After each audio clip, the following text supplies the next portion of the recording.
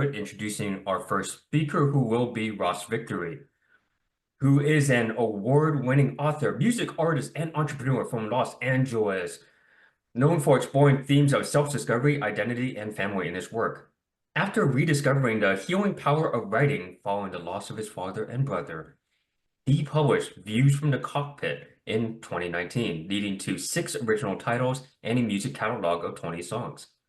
His recent releases include the Pride anthem Bisexual Daze, book 1 of the horror stories Grandpa's Cabin, and his upcoming poetry collection Borderland is set to release this fall. He also contributes articles on grief, biphobia, and elder abuse on Medium, and serves on the board of the Los Angeles Bi Task Force. So please, Ross Victory, present your work. Cool. Thank you so much for that introduction. And thank you to the research group for putting together this awesome conference. Can I just jump right into my share screen? Yes, I believe so. All right. So can you see my screen okay? Yes, if you want to go full mode from there. Okay. So the name of my session or the presentation I want to give you is called Bisexual Villain. I'm really happy that artists and creators have been included in the research space. I think this is, I'm really honored. But I want to talk a little bit about exploring identity and resilience through poetry and really this whole idea of villainization. And so poetry, as of lately, has been a way for me to kind of express and process complex identity and experiences, as Derek mentioned, loss, grief. And resilience for me has been about navigating through labels, especially as a bi person, but also with this racialized layer of being a Black man in United States. And so I've constructed this kind of character of the bisexual villain that I will walk you through. And I want to start here because the villain doesn't just become a villain, right? They have a backstory. So this is me at about 6 or 7 years old. I love creating stories. I love music and talent shows. Actually, fun fact, the first talent show, I sang a song from The Little Mermaid called Harmony. Everyone loved it. And I was just, a kid who liked to dress up and go on photo shoots and that type of thing. This is me at 11 or 12. I think this is significant because this is when I started to get those, I'll just put in air quotes, the feelings, right? So I went home one night and I remember this so vividly. And literally the next day at school was attracted to boys too. I didn't know what that was. I figured in my religious Black household, that was definitely something I should keep to myself. And I just carried on. And then comes the teenage years. So this is me at 16 or 17. I get access to the word bisexual and I want to express myself even more photo shoots, right? So I have this thing with photo shoots as a young kid. I don't know what I was doing, but I'm dyeing my hair, wearing all Black, trying to communicate that, hey, I'm different from all of you all. And then in college, something happened. So I'm owning the bisexual label. I'm trying to be the good bisexual man by disclosing, but I learned that the world has ideas about me as I transfer from college into the real world. The world has ideas about Black men. The world has ideas about bisexual people. And it starts to feel like, oh, all these things that I understand and accept about myself maybe aren't the way people feel about me.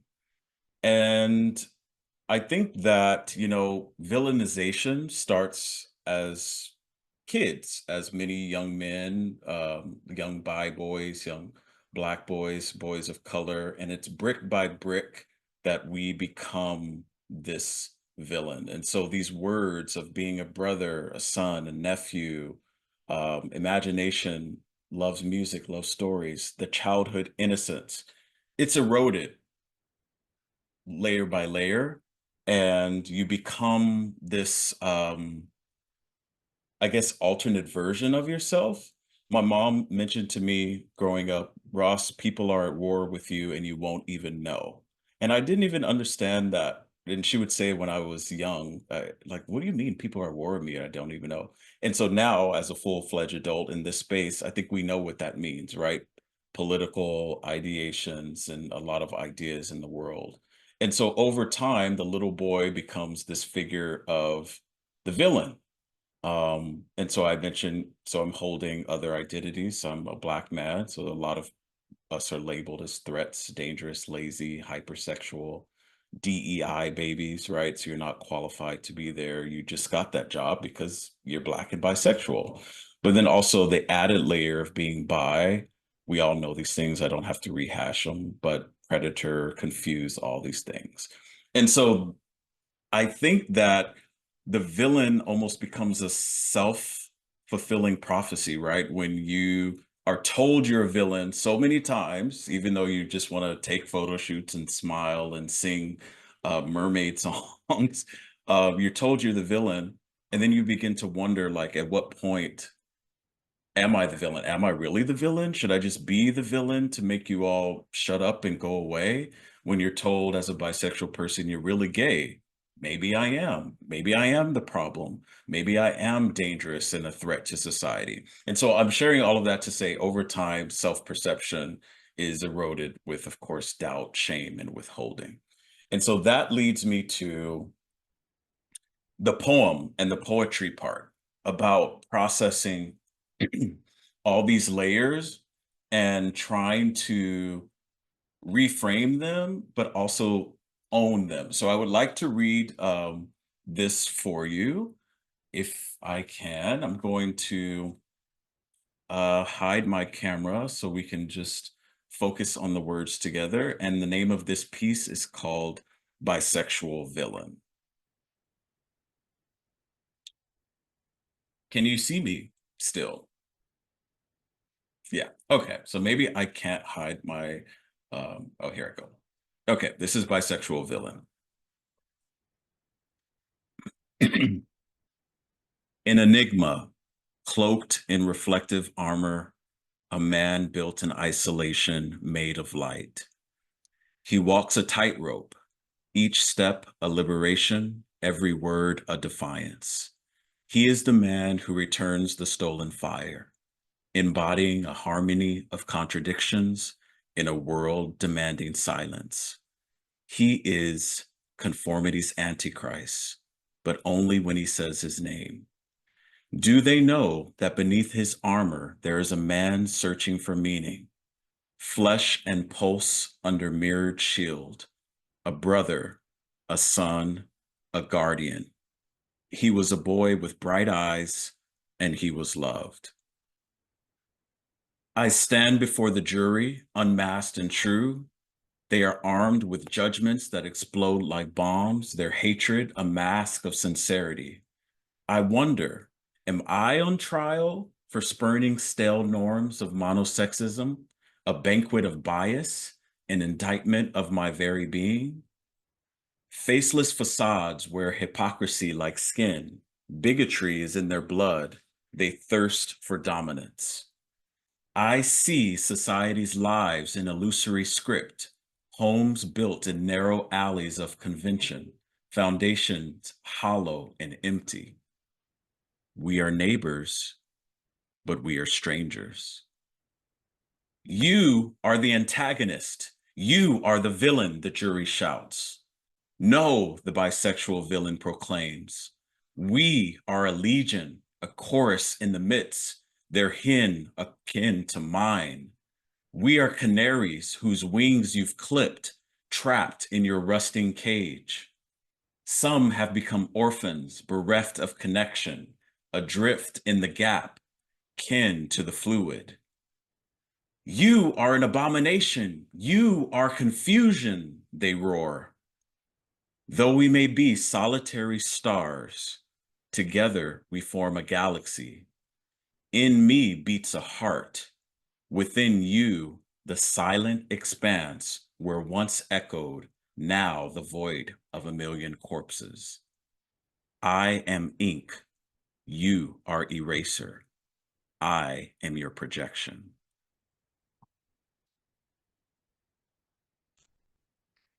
So that was Bisexual Villain, and how I took those experiences of identity of being bi, black, a writer, the music, all the things that I loved, and tried to channel them into something.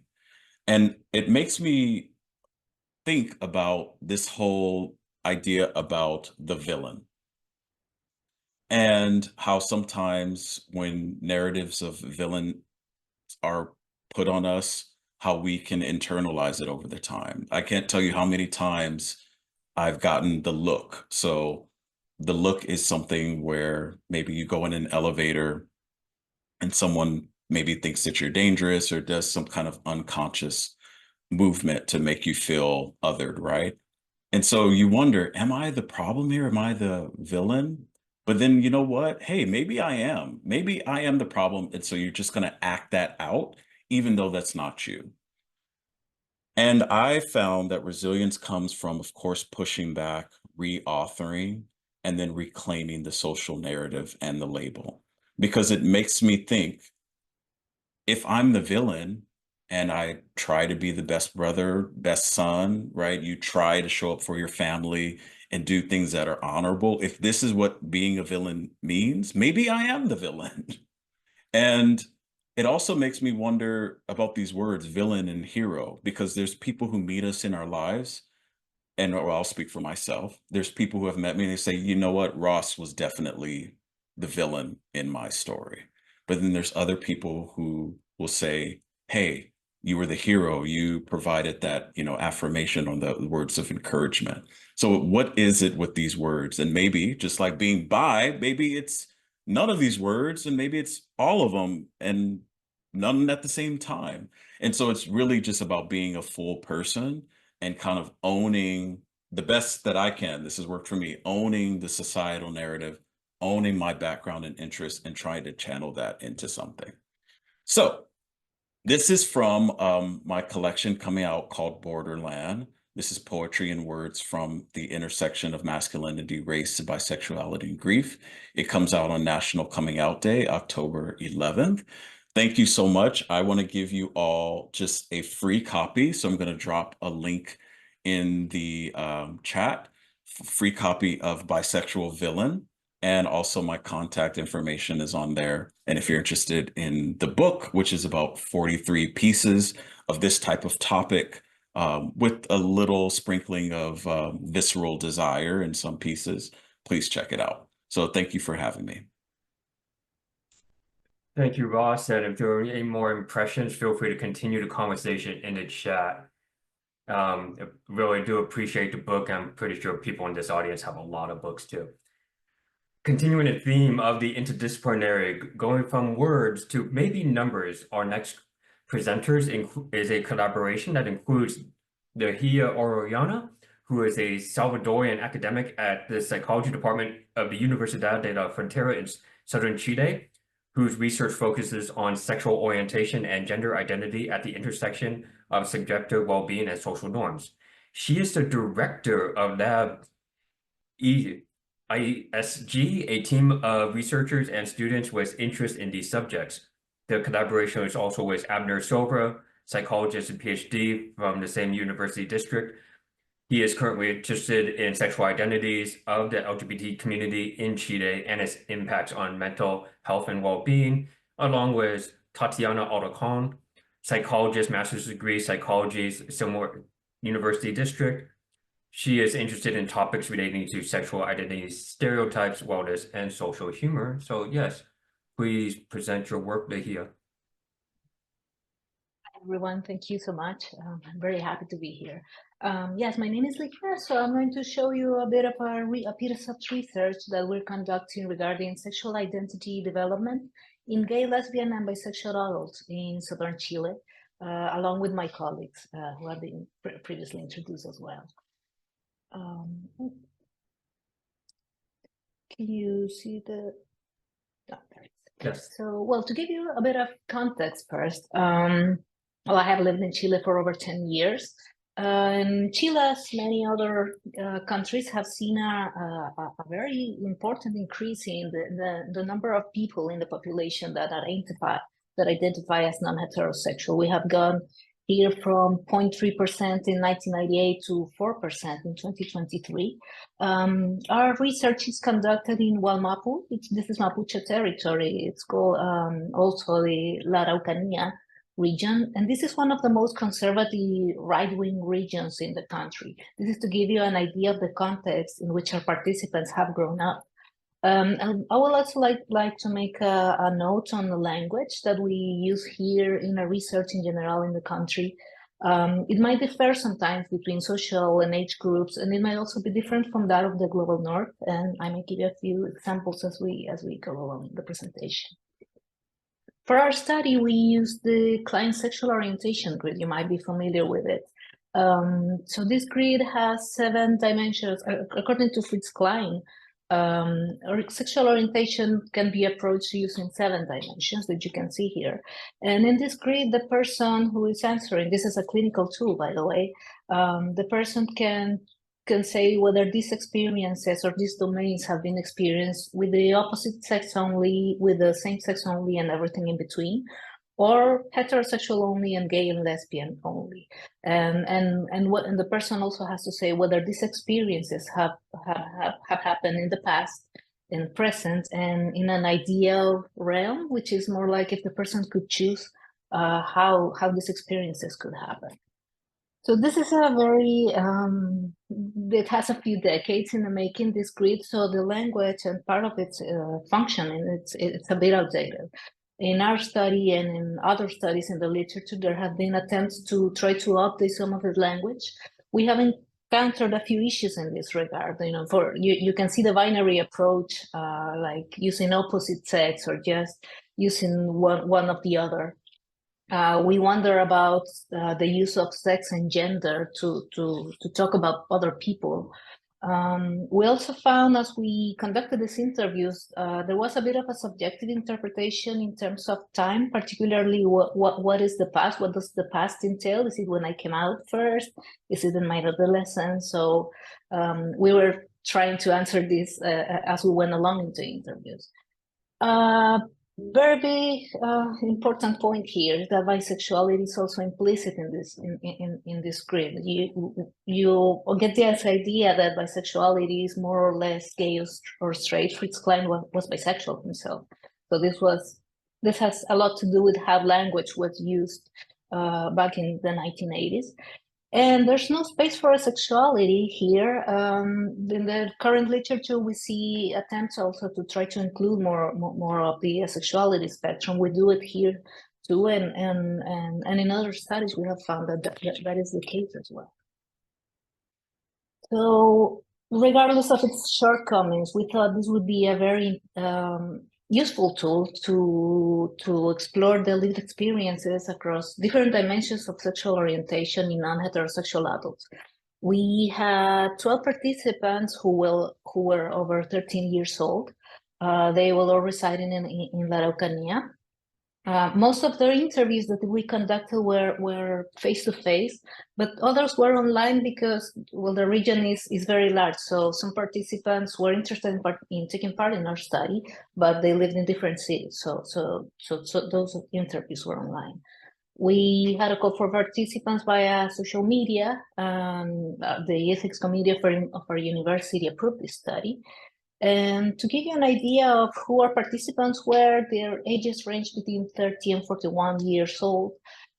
We asked them about their gender, their sexual orientation. This is where we talk about a bit of language. And some of the participants, particularly male participants, would say, well, I am homosexual. Younger generations here do not use this word, so they would prefer to go for gay. But these who were adults, these participants who are adults tended to go, well, I am homosexual, gay, like they have more flexibility in their language. And we respected that when we report their identities. So here I'm going to show you the how we analyze the data. These are the average of the responses, where you can see one goes from other sex to 5, which entails only same sex. And in the first dimension, which is who are you sexually attracted to, we see a range of a varying range of responses.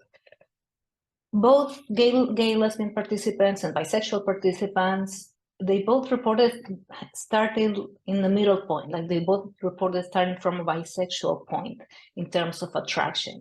There was a gay participant who said, I think I was attracted to women, but I'm not sure if that was social. I'm not sure if that was something that I had to do.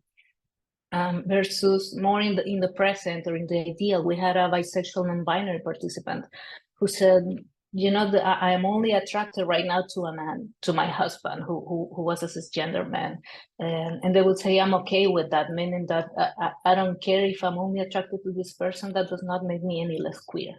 That was an important affirmation that they did in their intro.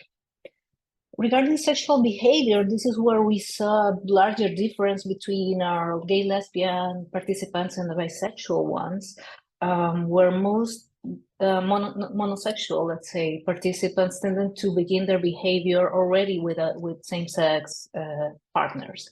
Whereas with bisexual participants, they reported that they started sort of on the heterosexual side, and they were working their way up to an ideal, which would be like they could have the option to have sexual behaviors with people from more than one gender. I'm going to say sexual fantasy so we can have more time to discuss some things. But I like to stop here for a bit in emotional preference, because it was very noteworthy to us that gay and lesbian participants reported a bit of other sex emotional preference as an ideal. And we think this has to do with the fact that they also had already experienced that. There was one participant, for instance, who said, like, before I came out, I had a boyfriend. This was a lesbian participant. I had a boyfriend and I loved him. I liked him and I had affection for him. So it's just that we wouldn't have sex. So for us, this means, or this shows the plasticity, the flexibility of different dimensions, even for people who will tend to go to the same-sex relationships. There's always this flexibility to have feelings for people of other genders. Regarding social preference, here we ask people the type of gender that they gravitated towards, whether it was the other sex, or the same sex. This is where we talk about should we have say sex or gender. Participants really didn't seem to mind much about the language, but because we also told them about how old the original tool was, so they were very understanding of it. But here we saw that most participants tended to say that I can spend time with either men or women, like that's fine for me. There was one participant who said, I don't mind if they are men or women as long as they are queer, which we thought that was a very important distinction and a very important intersection to think about when we're conducting this type of research. But the next dimension does ask about queerness. Well, originally it's called lifestyle, but saying gay lifestyle nowadays doesn't really sound too well. But in the current literature, this lifestyle is instead of lifestyle, we use community. So the idea of community here, we see that it changes a little bit, the options, the response options. And this is asking whether the participant would rather be in a straight world or in a queer world. And we see that actually they don't mind as their ideal if they could choose. Most participants would say, I would like to be in a bit of both worlds. We can see that one participant said it is a relief bonding with people, with your own people. The lesbian side is the best place to be. Like the queer world is the best place to be. But they will also say that, in that vein of some of my best friends are straight. All of the participants had grown up in this straight world, so they did find some kind of comfort in going back to that, moving between two worlds whenever possible, because they had family who were straight, they had friends who were straight, so they didn't mind moving back and forth. Although in the present, most of them tended to live in what they would say a queer world, and they felt safer in it than in a straight world. And lastly, for self-ID, here I pulled two of my favorite quotes from all of the interviews. There was one gay man, one participant who said, you know, in the past I was somewhat straight. In the present, I'm gay. Obviously, I'm gay. I just loved how he would say, like, duh, I'm gay. How did I not see that? Because they did. Gay and lesbian participants tended to look and to have a retrospective look and say, you know, I spent a lot of time thinking I had to like people of the other gender, and it didn't have to be that way. So we see that for gay and lesbian participants, there's always room for improvement. There's always room to be more gay, whereas for bisexual participants, they are very much they remain pretty much stable. And this is the quote that we borrow for the title of a presentation, where where a bi-pan woman said, "I suppose I always had a bit of bisexual in me. I just didn't know it." And we think that's very much what used to happen when you start looking back in your life when you're queer, and you said, you know, there was always like that bit of me saying, you are a bit different from the rest of your family, of your social circle. So what do we take away from all of this? First of all, as we expected from the literature and from our own experiences as well, sexual identity development at this time in history begins for most people in a stage of compulsory heterosexuality.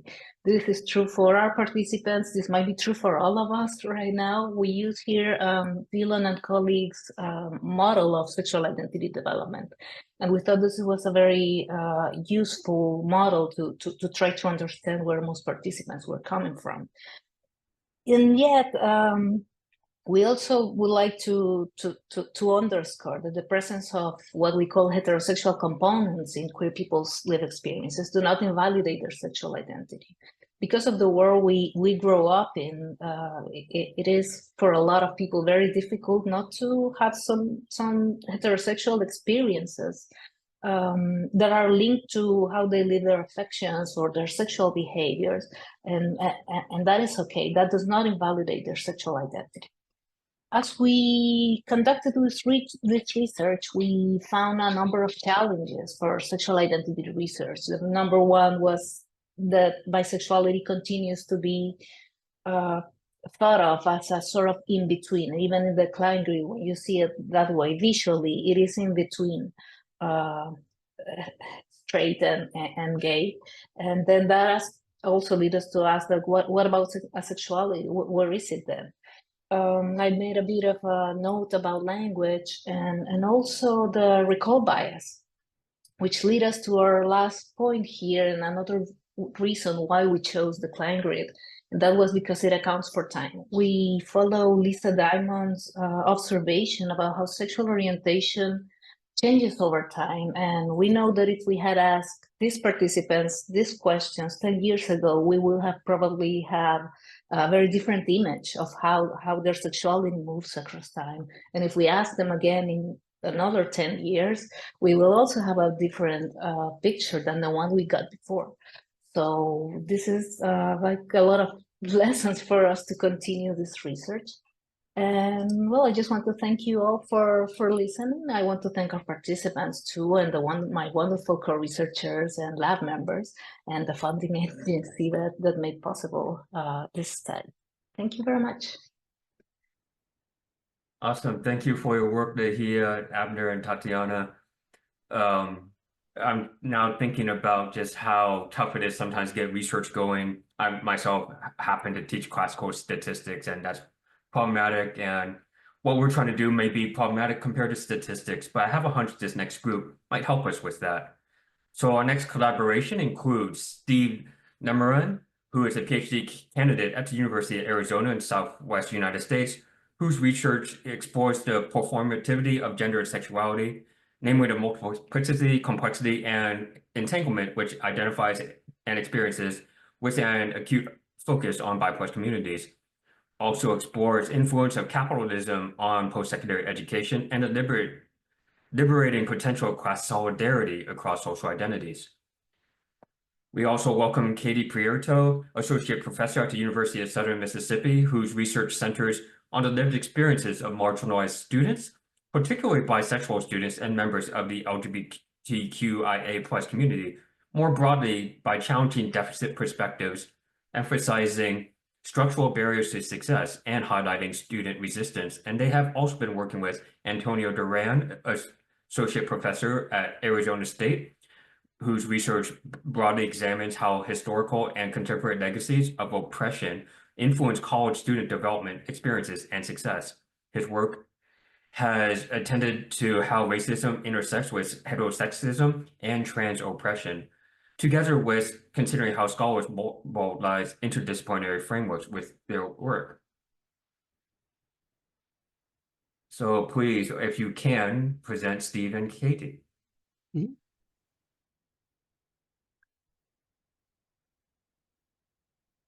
Okay, can everybody see that? Yes. Yes. Perfect. All right, hello everybody. We're super excited to be here. So we're going to be sharing about our study titled "What Best Identifies You: Deconstructing Researchers' Decisions on Sexual Identity Categories and Labels in BI+ College Student Scholarship." And we're super excited for this. It is in the realm of higher education literature, but we think that there's many fruitful implications for anyone studying BI+ participants. And I think it'll really tie in well with the most recent presentation as well. So thank you for providing some of our introductory information. I'm Steve, he, him, his PhD candidate at University of Arizona, and I'll pass it to Katie. Hi, Katie Prieto, she, her pronouns, assistant professor at Southern Miss. And Dr. Antonio Duran is absolutely here supporting us and very much a part of this research team. We just had a little bit of trouble accessing the system this morning. So Steve and I will be sharing with y'all. All right. So before we begin, just a quick note on language is warranted. We chose to use bisexual plus or bi plus as an imperfect umbrella term throughout the study to capture any non-monosexual identity, anyone with multi-gender attraction, recognizing that all decisions around language will inevitably leave some folks out. In terms of the background of the study or what called us to this work, Steve, if you could push us forward. Oh. We recognize that high quality bisexuality research is needed in order to better understand and ultimately serve our community. But as we began to hear in the last wonderful presentation, categorizing and quantifying fluid sexualities is challenging. At worst, it can be actively damaging and inherently anti-queer, which is something that we wanted to take up. We also know that research decisions, intentionally or otherwise, can exacerbate BI+ erasure and exclusion in a few different ways, including by grouping participants in ways that may not resonate with them, in erasing distinctions between sexual and romantic desires, and in conflating sexual identity with sexual behavior, and more. We also know that common terms in bisexuality research, including behaviorally bisexual, discordant heterosexual, heteroflexible, and others, risk perpetuating bisexual erasure. They have utility, which is something we talk about in this study, but unless those terms are carefully defined and contextualized, readers may assume that bisexuality is essentially not real. Additionally, scholars often present BI+ people as monolithic community, ignoring important intersections, including how culture, race, class, ability, and other dimensions impact how they experience their bisexuality. So we ultimately wanted to then engage in a critical summative content analysis to understand how scholars who were publishing research related to bisexuality conceptualize sexual identity in their work. And as Steve mentioned, we did look specifically at the research around college students because we all come from a higher education background, but this was very much interdisciplinary research or research that spanned a variety of disciplinary backgrounds. We were curious to understand how past authors have named and categorized bi+ identities and what implications those decisions would have on their respected fields, as well as how the folks reading that research would understand multigender attraction. We're happy to talk more about methodology, but for now, suffice it to say that the critical dimension was important for us to be able to make sense of how systems of power, namely monosexism, inform these decisions. So we were guided by a few different theoretical frameworks, including Judith Butler's notion of performativity, which suggests that identity is socially and relationally created. We also conceptualize identity as fluid, meaning that the self is complex, multiplicitous, and continuously evolving.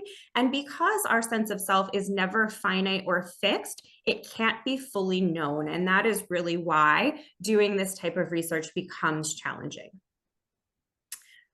Ultimately, we looked at any work published between 1990 and the spring of 2023, which provided specific insights into bi+ college students.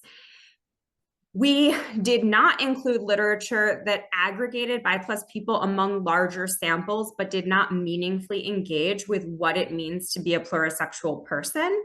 A lot of that literature exists and it tends to flatten the bisexual experience. So we really wanted to dive in here. And our literature did include studies published in the US as well as internationally.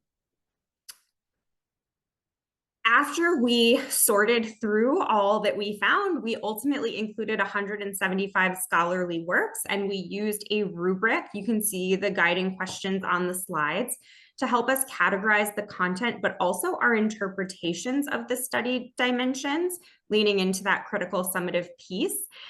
We coded the data, we calculated frequencies, but again, we also reflected on what these study decisions meant and how our own positionalities as queer researchers informed how we made sense of the data. All right, thank you, Katie. So now we'll dive into the findings, of which we have 4 overarching themes.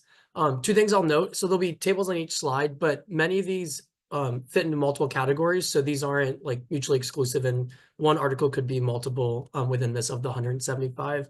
And then also, as we critique some of the articles, I want to direct our focus to critiquing the systems that create the conditions in which these articles were published in, more so than critiquing individual researchers and individual studies. So our first theme was looking at how the definitions of both sexual identity and bisexuality. So 96 provided no definition of what sexual identity was, despite that almost always being the primary focus of the study.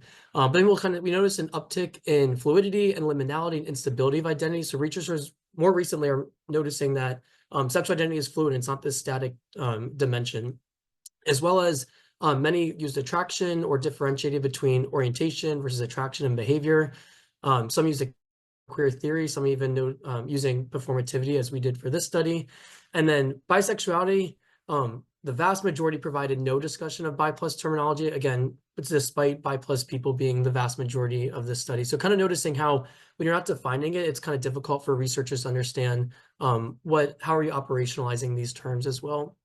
However, some did embrace the messiness of bi+ labels by contextualizing their definitions to the present study that they were using and how they're operationalizing these terms, or acknowledging racial, ethnic, and cultural dynamics. So for example, Dr. Lori Patton noted how African-American men may be less likely to use gay or bisexual terms because they identify them as white terms, whereas other scholars noticed how young people and trans folks are more likely to use queer or pansexual. So kind of seeing how these definitions can both pose challenges to the study design, but also open up queer possibilities for more broader fluid understandings of identity. And then our second theme looked more at the reported categories and the rationales for using those categories. So 70 used queer, pansexual, or something beyond just lesbian, gay, and bisexual in their studies. So there's more than, a lot of them would just use like the lesbian, gay, straight, bisexual categories, or just some of those, but 70 included something else beyond that. And then looked at some had included asexual or demisexual or something similar. Some referenced dual or multiple labels, which some scholars have reported on how people who use, myself included, multiple labels might experience discrimination acutely focused on that, of like, you might identify as bi and pan, or bi and demisexual, something like that. And then in terms of the rationales, almost half provided no reasoning at all for how they came up with these categories. So we searched deep into the method section, trying to find out how they came to these different categories, but found nothing there. And then some studies offer participants to self-identify and then develop categories directly based off of that, often using participants' own words. Many studies looked at setting a literature gap or drawing upon prior literature and what previous scholars have recommended in their implications for future research. And then others looked at it from a more methodological, typically quantitative standpoint of how collapsing some categories would improve the statistical power, or some of these studies were based off of data from prior studies, and they're just doing secondary analyses of that. So kind of keeping those same categories as the prior study. And then looking at our third theme, so looking at the chosen and self-reported identities. So how do researchers how do they find out what participants identify as, essentially? We noted in the beginning with our framework that we view sexual identity as a very fluid.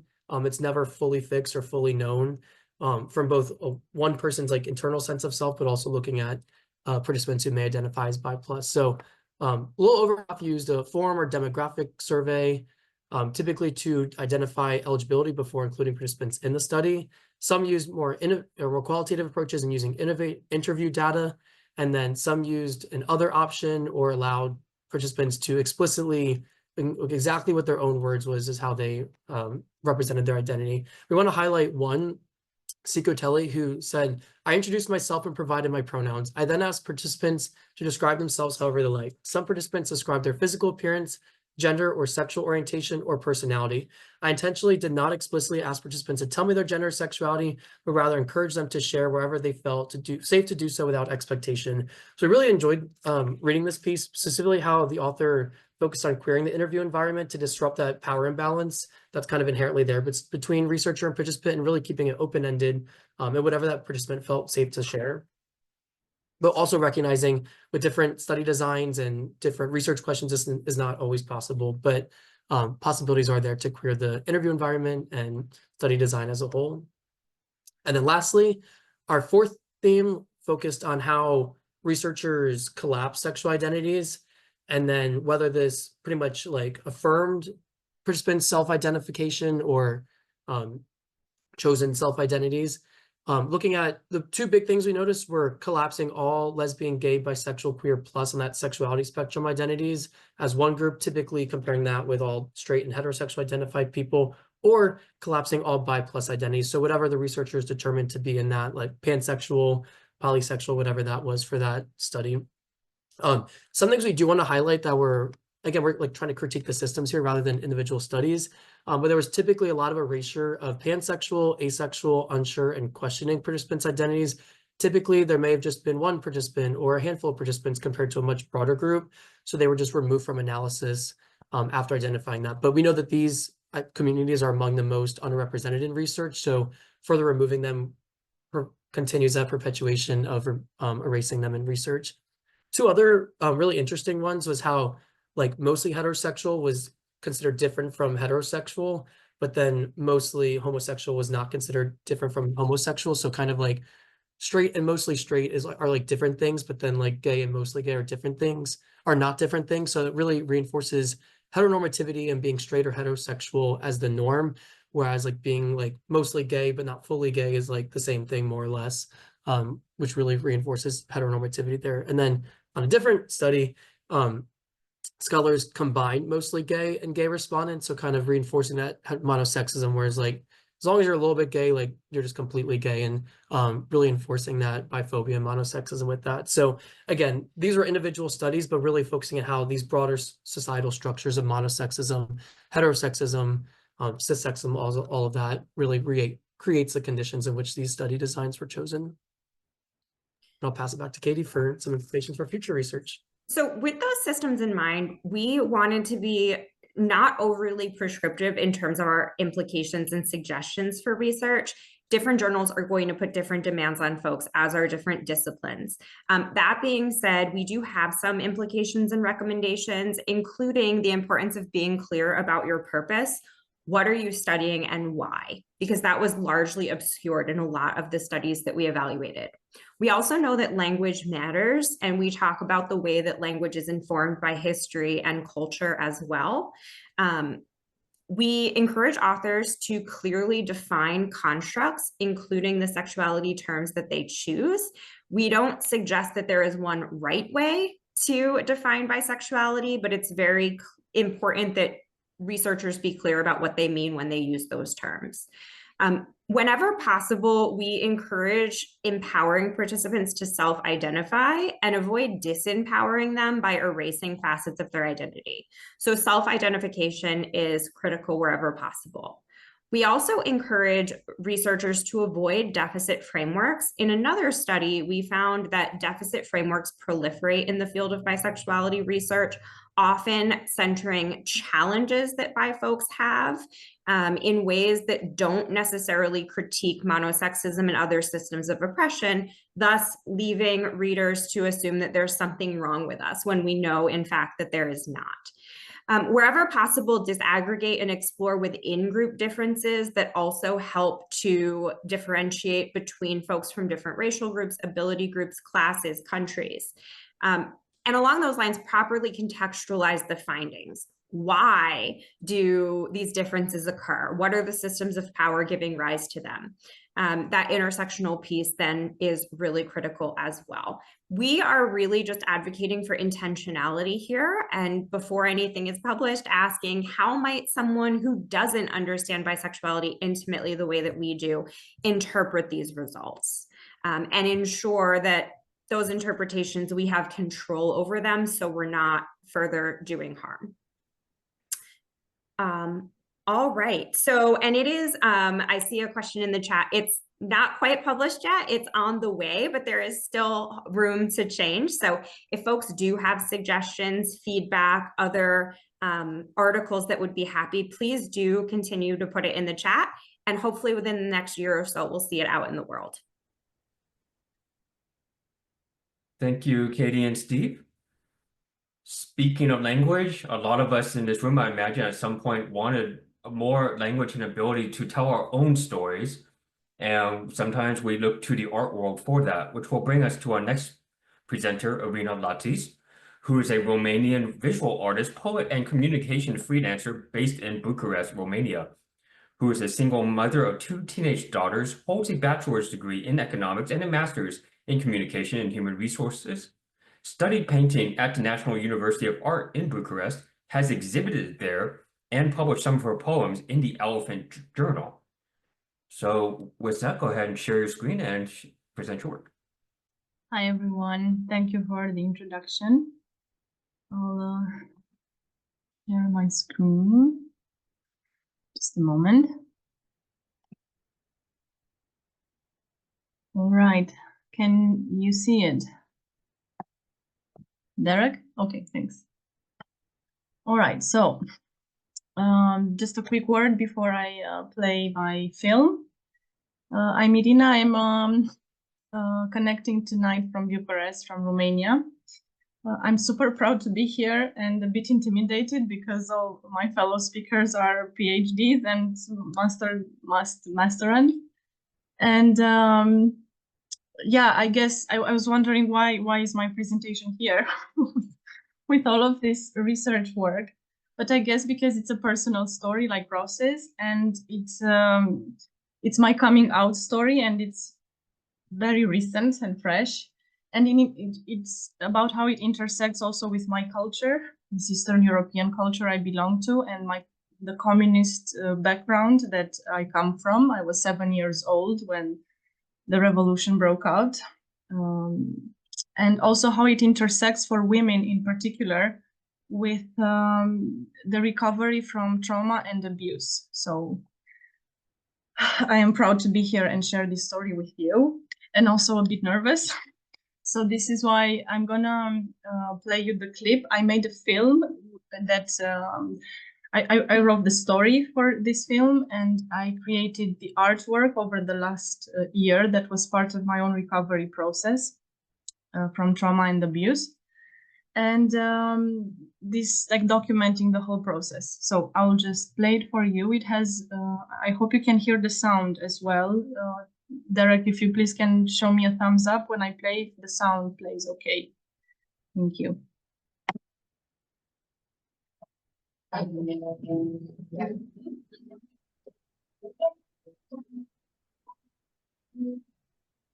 biphobia, the bias, the bystander, the biology, the binary, the bylaw gaslighting, the biopsy, cake. I was 23 years old when my mother died. I hadn't kissed a girl until then. I hadn't a clue it was even an option. I was danced into being, you see. Before I was conceived, they were simply what they were, a woman and a man, living in a land of closed borders where people were colorblind and only two of a kind. Men were men, and women belonged to them. Neither knew what it meant to belong to themselves. The communist regime had ruled over the wombs of women for over a decade before I came. It would rule over people's voices, bodies, and minds for 42 years, aiming to control their beliefs, movements, and options, to seize their lands, crops, and homes. This backbone, this backstory, it roots the seed of me. Even though I can't remember, my body recalls, and it keeps score of the bloodshed, the incest my mother suffered at her father's hands since she was 9 years old. The blind eye my grandmother never reached. Of my own father's jealousy and violence, his cruelty and perpetual disapproval of me. Of the hunger and cold winters, all tucked in near the only working stove. Of overhearing my mother's screams through thin walls. Most of all, my body keeps score of every punishment and transgression, of every time it needed soothing and holding, whether it received it or not. They made me, so this woman became my mother. I was one with her before I took my first breath. She who had been abused by father, husband, and regime. She who carried her secrets to the very brink of her deathbed. I was once one with her. Is it any wonder then that I still struggle to trust men? All men, most of the time. And not only the men who hurt me. The father I feared, who kept punishing and withdrawing his affection while I often failed to meet his impossible standards from the moment I turned 6. The family friend who molested me when I was only 15. Or the boy who took my virginity as I lay there on the floor in drunken stupor at 16, unable to say the no that would remain stuck in my throat for decades. Or the husband who nearly strangled me to death one day. Or the narcissistic abuser who nearly destroyed my dignity and self-esteem. Or the predator whom I had brought into our home. I never even saw him coming. I never saw any of them coming. No, I can't even trust the decent men who treat me well enough. Is it any wonder then that my womb won't relax enough to orgasm in their presence without dark fantasies of domination? That I would never again introduce the men I date to my daughters, that the first person I ever learned to love completely is a woman. If this wounded, trusting man creates division, and loving women is merely a band-aid, in attempting to create a refuge. Where would reconciliation even begin? 2 years after my birth, they made my sister too. It would take me another 20 to realize what an extraordinary thing to have my sister by my side in this life turn out to be. But first, I punished her. Was I not enough? My becoming would unravel opposite hers to measure up against, compete with, and for a good while, I'd win most firsts. Firstborn, first to walk, to talk, to read, to write, to kiss a boy, to kiss a girl, to have sex, to marry, to have kids. First in my family to divorce and raise kids alone. And oh, all the best I'd be. Best painter, best dresser, best storyteller, best in my class. I'd be my mom's favorite. I'd be everyone's favorite. Everyone except my dad's, that is. And it pains me to say, as much as I tried until the day he died, and even after that, especially after that, I'd never win his approval. By the time I'd realize this, by the time I'd learn how to cycle with my blood and moons, to trust my intuition over my limping logic, by the time I made peace with all the women I once were, by the time my people descended into the streets howling freedom and down with the dictator, by the time I could finally feel my inheritance of oppression, abuse, and shame, my well had already been poisoned. My first woman, I still have no words for how I loved her and love her still.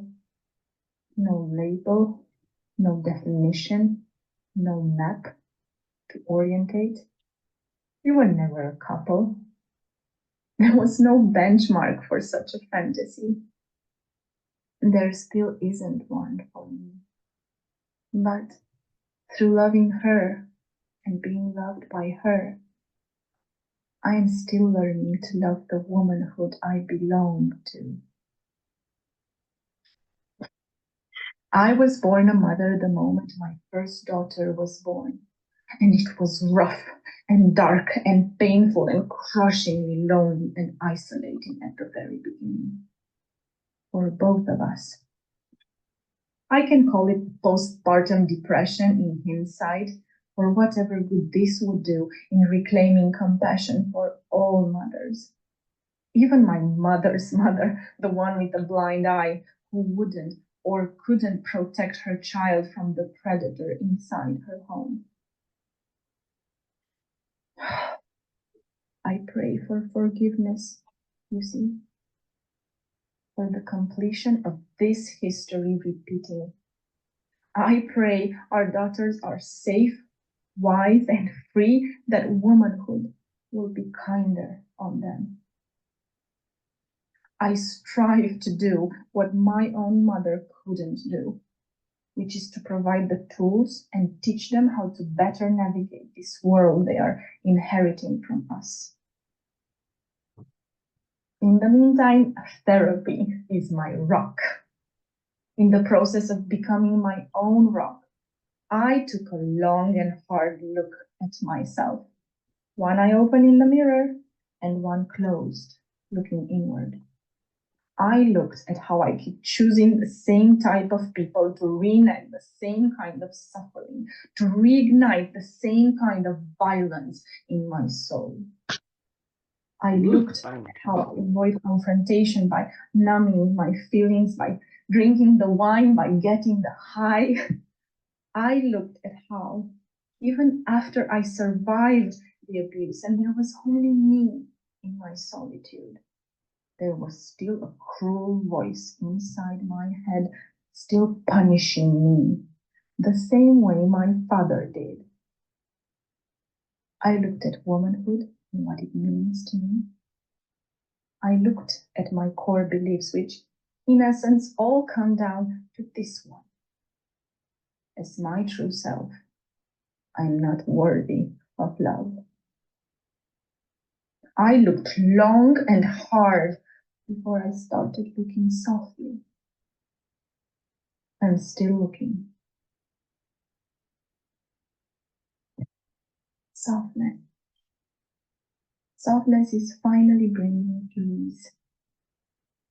Softly is how I whisper now into my own heart when I sit down to draw a self-portrait, like this one here.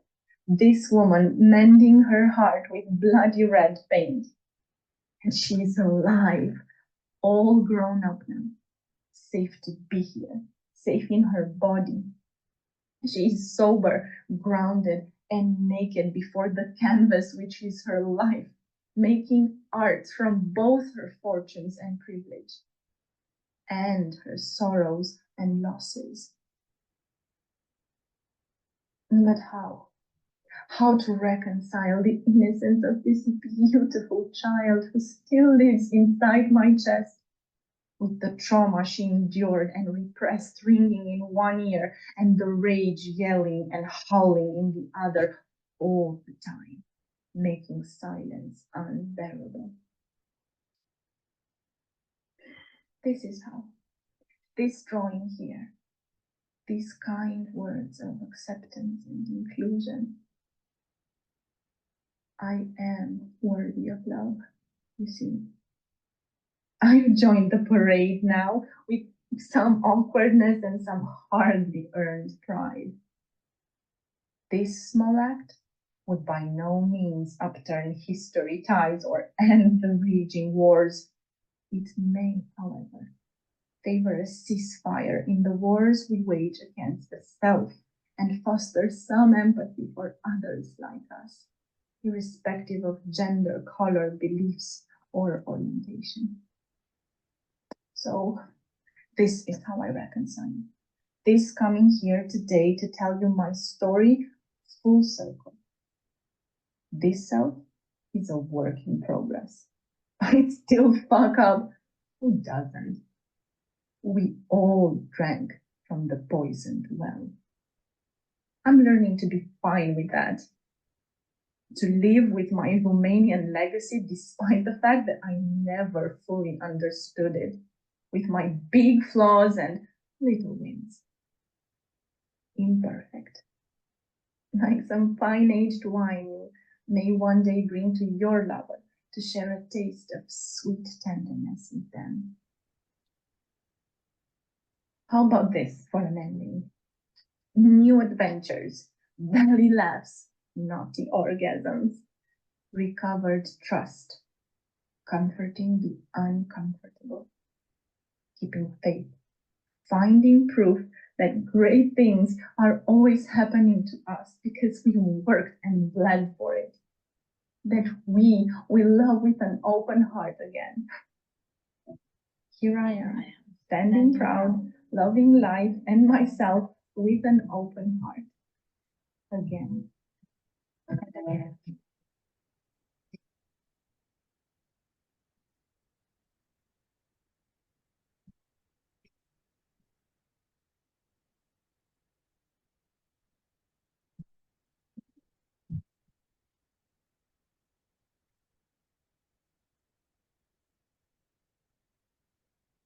Thank you, Irina, for sharing your one story and presenting it in such a beautiful way. Folks, please continue to offer feedback in the Zoom chat. Passionate stories and a fierce attitude usually comes in facing criticism from external forces, and we tend to perhaps look now to the world of biology to help us with that. That will bring us to our next presenter, Oleg Garin-Fernandez, pansexual trans-binary person from northern Chile, particularly the indigenous Aymara family. They currently live in Germany studying microbiology, but also have notions of diversity and intersectionality in their work through a transdisciplinary scope. So please present your work, Oleg. Thank you so much, Bo. That's super hard to give a talk after this intensity. Can you all see my talk? my presentation? Nice. I'm gonna do my best. Okay, thank you so much, Derek, for the introduction. As you were saying, I'm a trans non-binary. I'm pansexual. I'm from Chile. I'm coming from an indigenous family that's called Aymaras. And I'm also currently a migrant because I'm living in Germany for already 11 years. I currently work in science communication, try to find new path to communicate scientific topics to broader communities, and also doing sci art, that is science with art, in different topics, especially the transitions from diversity, as you could see that to be trans non-binary, to be pansexual, to be migrant, to be indigenous diaspora are all intersections in my person that are related to being between, but not being between. All of you know that is not in this binary, but to be in different contexts, to transit between contexts and between situations, and to go through the diversity. But also microbiology. And that was popping up a little like from nothing, but actually it is an important part in my person, because I did a PhD in marine microbiology, specifically in phage ecology. Phages are a specific group of viruses who are able just to infect bacteria. But don't worry, we are not going to have here a biology lesson. So if biology was never your field, don't worry, here we are going to explore that through another scope. And during my PhD, I was working in this field, but also by reading, I was reflecting and thinking a lot about specifically about the community dynamics and diversity of viruses. And with them, I learned that the microbial community can be highly diverse and really rich. And it's very necessary and important. And actually, viruses are the most overlooked group between microbes. I mean, I finished my thesis before the pandemic. So now when you are thinking of viruses, you can understand that they are important, but that's still an anthropogenic view because they are highly important in every ecosystem and they need to be there. And microbial diversity is complex, so does human diversity. And I'm exploring currently, or from some years already, the microbial metaphors that are narratives relate to the microbial world, who can give a broad range of field with a novel scope, especially for non-normative contexts, because microbes are especially abstract concept because we cannot see them, despite they are here, they are between us. And they allow us to reimagine diversity further than animals or plants, or the use of this diversity for human production or human context, drawing profound connection between the microbial and the human experiences, and allow us to explore and find similarities in our differences. And how to connect this with bisexual experiences. For example, and all of you are, I had been living situations, but you are the academic expert in that field. And we had been talking and discussing during these 2 days of a conference that the erasure, invisibility, reduction of an identity based on the one specific binary snapshot, aka with whom you are at the moment, are common points of struggles that can be explored. And I'm going to share with you one example of my own experience and the own lessons I was learning while researching the microbial world. But this can be broadened to your own experiences and also to your research. I'm going to leave at the end the email, so Um, and also a little brackets, microbiology and bisexuality per se. Maybe some of you were thinking, oh, they can be related to, like, a part of all of that. I just want to mention shortly, just left the card there, that not only with microbial metaphors, but also in research is important, this topic. Because as we were talking before, research on bi+ population is in general limited, and that includes microbiology studies. For instance, research of the microbiome, where the microbes relate to our person or inside and outside us, they had been studying couples. However, most of the studies were related to heterosexual, monosexual, cisgender, and close relationship couples. There is still a lot to do about, and it's super important to have diversity in our research teams, not only in the sample for the study, but also in the people who are researching that, to have less biases in our studies and discuss the limitations.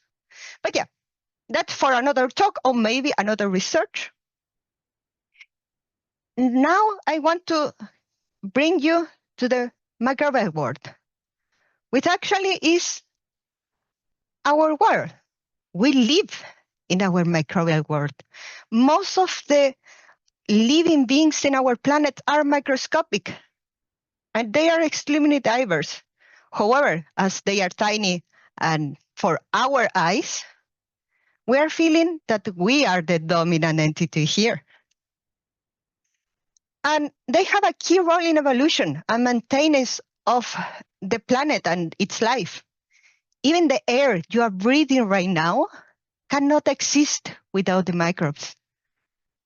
They are way more than those agents that are giving us diseases. This is just a small percentage, because they are extremely diverse. They have so many different groups, so many species. Even the concept of the species in microbiology is super hard to define. And like different way, any way that you can think how life can exist, where it could be, is going to be a microbes, almost for sure. But with the new available technologies, we are now able to see some groups that we didn't register in the past. But what are those overlooked groups? Here is coming a little the lecture. Don't get scared. This is a figure from a research paper related to the different techniques had been approaching through time and how we can go deeper and deeper in the abundance, like the percentage of each species. That is called OTU. As I told you, a species concept is really tricky. So we're going to call it OTU, this group that we are defining like an species.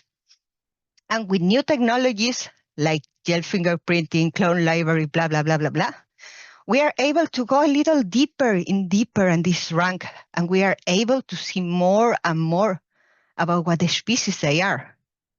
And the ones that are lower than the 0.1% is called the rare biosphere, which means that they are not the 99.9% of what exists in a community. In other words, is a highly dominant group. That doesn't matter what technique you are using, you are always finding that, always appearing. Really well studied, really used, for productivity, to find new paths and so on, and description and so on. But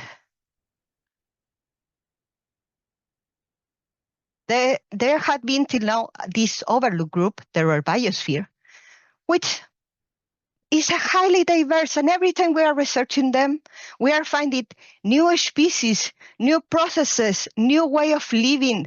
They had been always there.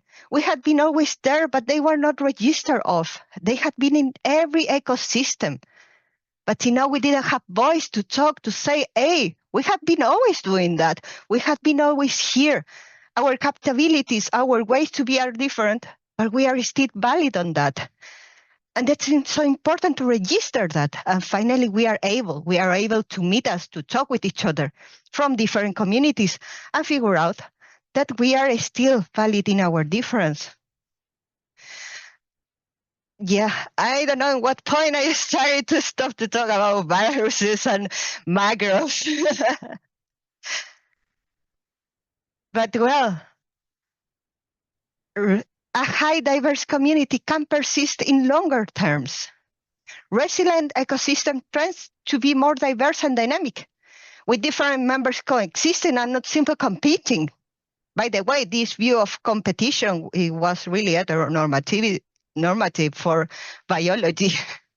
And the rare biosphere gives to them dynamic and resilient. After all, our human ecosystem is not so different. A diverse society is stronger, not weaker. But many challenges come for the rare biosphere. We need to support and to resist. This is an ongoing journey, and the microbial metaphors bring new scopes to understand community and our relationships. At the end, I'm not necessarily just weird. Okay, I'm a little weird, but that's because I'm part of the rare biosphere. Dankeschön.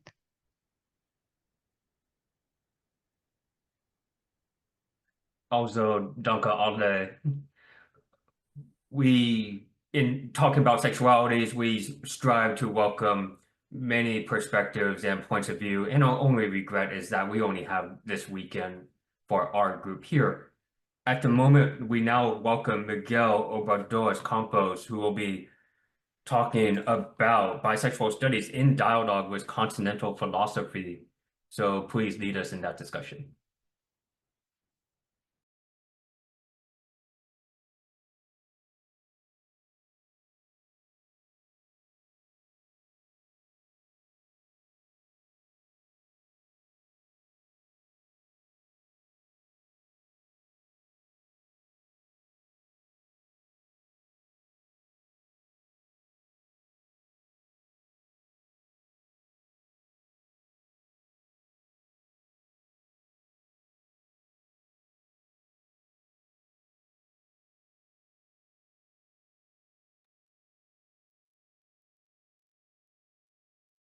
Miguel, are you there? Have we lost Miguel?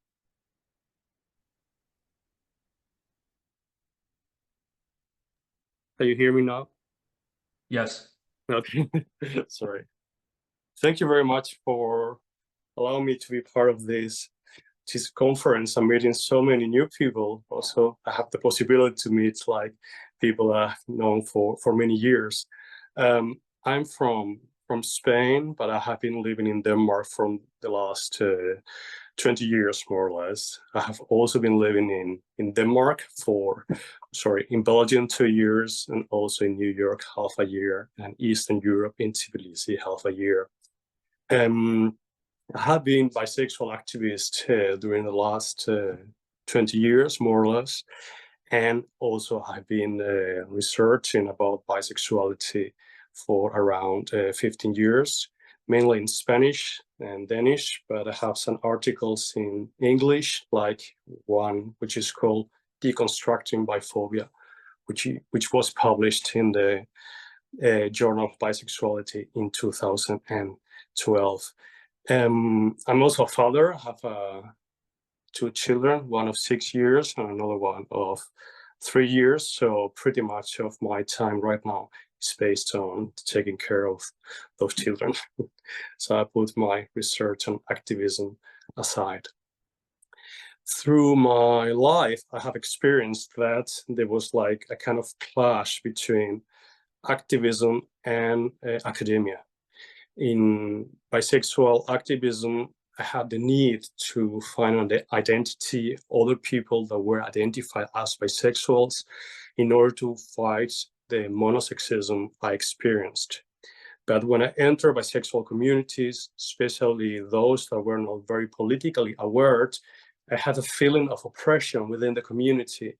And I tried to figure out what's happening in those communities, what happened to me when I was feeling not very empowered in bisexual communities. And I started to research about bisexuality, biphobia, monosexism, and I began to have different approaches that those used in those communities. I started to have a different informed approach to my identity as bisexual. There is a Spanish philosopher called Maria Zambrano, and I think she's very, very inspiring. She wrote a book in 1973, which is called Claros de Bosque. In Italian is Chiari di Bosco, and it translates to different languages. Maria Zambrano said basically that we live in our life is like a kind of a forest. We go through, there are plants, there are animals, there are voices, we struggle, pretty much like the video that Irina showed us. But at some point we enter a claro de bosque. What's that, the claro de bosque? That's a clearing in the forest. And in this clearing within the forest, there is a light in which we can have access to self-discovery, to self-awareness, to build community, and to realize our life from different perspectives. And this gathering, in a way, is kind of claro de bosque, a clearing in the forest, where after we close down with the final remarks, we have hopefully an idea or an approach or some inspiration about ourselves and bisexual research and activism afterwards. Within philosophy, there is a term called aletheia or aletheia. This is the truth. And in the forest clearing, Maria Zambrano talked about, you find the real truth. And this truth is revealed through poetry and through aesthetics. In Greek, truth means disclosure, something that is hidden, is shown. So the truth is not something that appears all the time, but is all the time hand in hand with us. The truth is something that we realize once in a while, and then it disappears, and maybe it appears again with a different shape and form.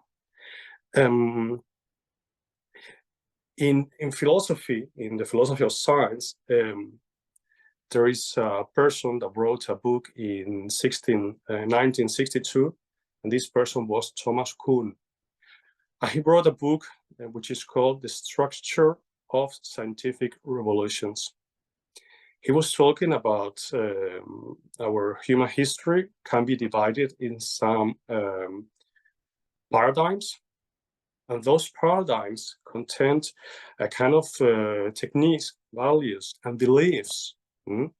We need to incorporate in our research in order our research to be legitimate.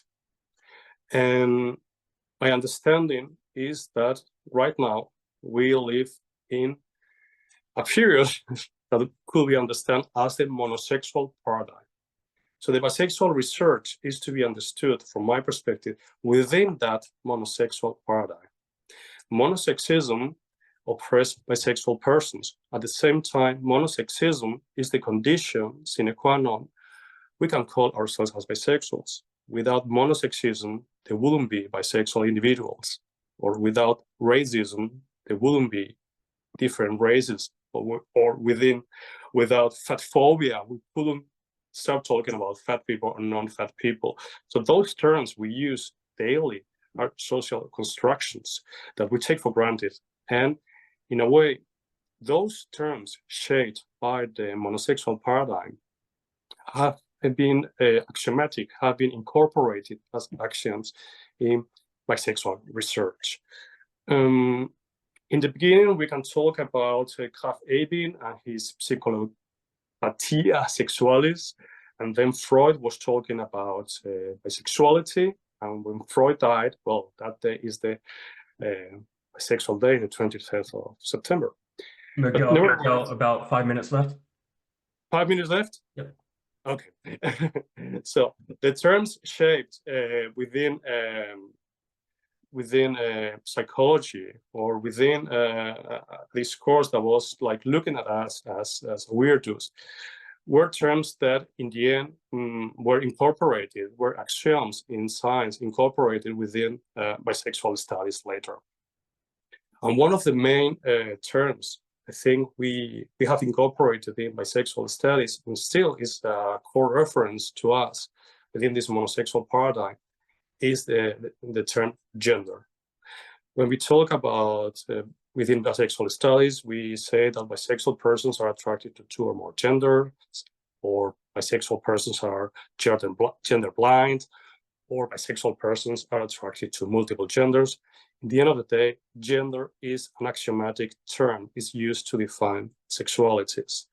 And when consciousness is intentional, is direct towards an object, this object within bisexual studies, in the end of the day, is always gender. It can also be gender blind, but it still is gender.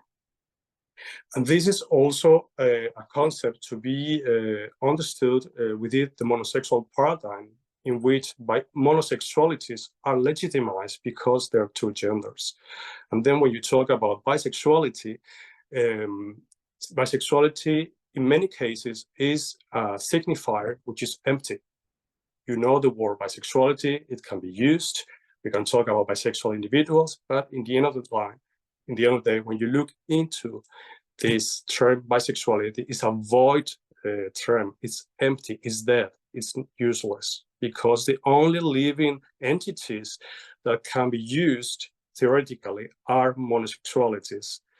And this again, because we live within the monosexual paradigm, which shapes these understandings of sexualities. My point of, I have very few minutes left. My point is, like, within bisexual activism and research, it would be better to incorporate more terms, more dialogue with continental philosophy. And with this, I mean deconstruction, Deleuze, and his theory of how desire is shaped, and about also the idea of Nietzsche.